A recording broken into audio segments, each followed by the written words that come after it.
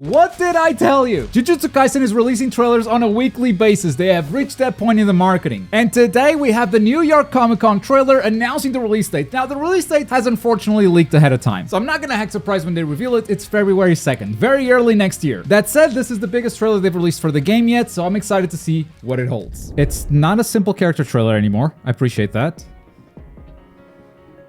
I wonder if we're still gonna get trailers next week, though.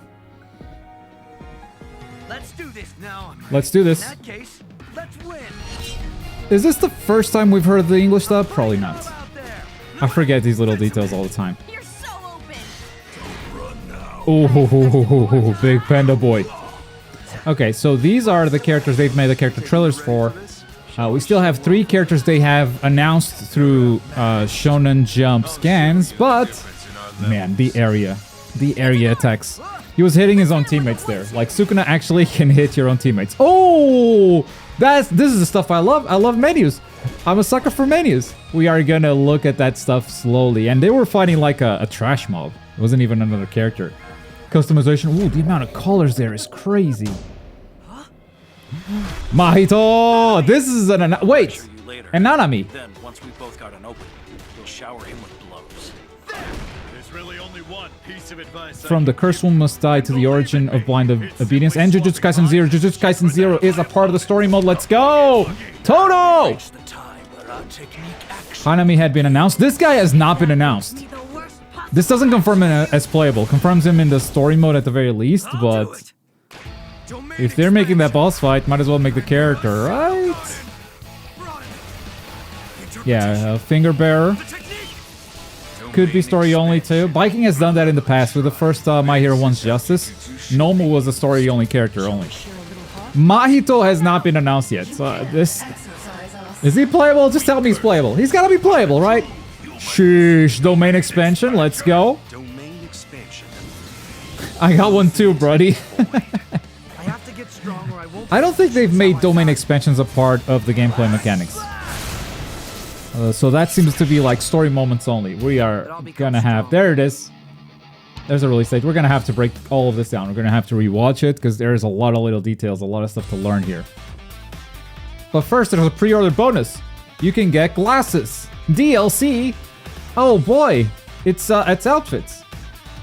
This is the best trailer they put out for this game yet. They just keep making better ones. Okay, let's look at this. Okay, first of all, there's online co-op. It's not just versus co-op. It's not just 2v2. You can play co-op against the CPU. So battle with players from around the world. Team up with friends and take on a series of battles in Rush Battle. Or challenge yourself to a series of battles against powerful enemies in Hard Mode. And that's the survival battle right there. And this is what this game mode looks like. There are different waves of enemies coming at you. We see wave 1, 2, and 3 on the left side there. You have a character level here, so it's kind of an RPG too. Level 1 target doesn't have a lot of health, but has a lot of cursed energy, and you can equip up to 3 passive buffs, I think. One of them is selected right now. Increase dash gauge recovery by XS, so extra small, I think, upon jumping. Extend stun duration after you step by extra small as well. Hard to know exactly what this means without knowing the game's basic mechanics yet, but we'll keep an eye on it. And there it is. Wave 1 is about to start, and you jump in, and you're fighting this giant monster with you and your buddy. Your buddy's playing Panda. I approve of your buddy's choice. You can see Gojo here is already a level 14, and at level 15, he gets all of that stuff. Max health, cursed energy, damage dealt, and more equipped slots. Probably for those passive buffs that we just talked about. So yeah, that's the RPG aspect of this. It's an online co-op game as well as an online versus game. It's adding another layer onto a game that's already trying to be pretty different from other arena fighters. I definitely appreciate this. The next 2 pages are about customization. One is just your player card, the one you display for when you go online. You know, nothing new here. And the other one is character colors. And my god, look at the amount of colors in this game. Colors and outfits. Some of these are actually different. And that's just the first tab, which is outfits. You have 2 tabs for voice lines and 1 tab that's maybe emotes. We'll see. 2 big characters they reveal here, but they don't confirm any of them playable. Mahito and Nanami. They just talk about these characters in relation to the story mode, and the story mode will include scenarios from Cursed One Must Die, The Origin of Blind Obedience, and Jujutsu Kaisen 0. This basically means it's the entirety of Season 1 plus the Jujutsu Kaisen 0 movie. So we're leaving Season 2 out of the picture for now, but I wouldn't be surprised if that ends up being DLC later down the road. At At the same time, I think we get a little preview of how stories will be told in this game, because we do get some in-game cutscenes, but we also get some slideshows. You know, some image stills of two characters talking to each other, and I know that's nobody's favorite. But as long as there's a decent balance of that with in-game cutscenes, I think we'll be okay. Now, this character Eso also shows up during the story portion. So again, like Nanami and Mahito, no confirmation that he is playable. He could just be a story mode boss. But I mean, the model is there, the moveset is done. He's gonna be a playable character at some point, isn't he? Same thing for the finger bearer. At some point, this guy's gotta be playable. He's gonna be like a Nomu. Maybe not playable at launch, but later down the line, they're like,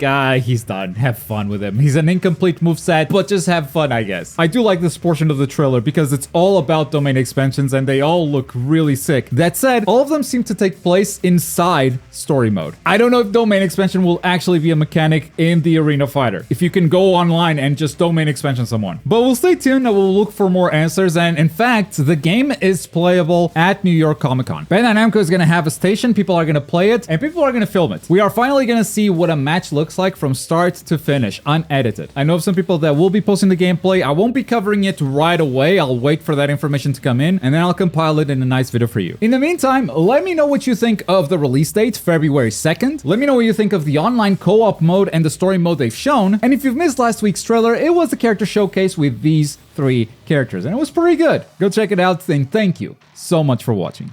Bye.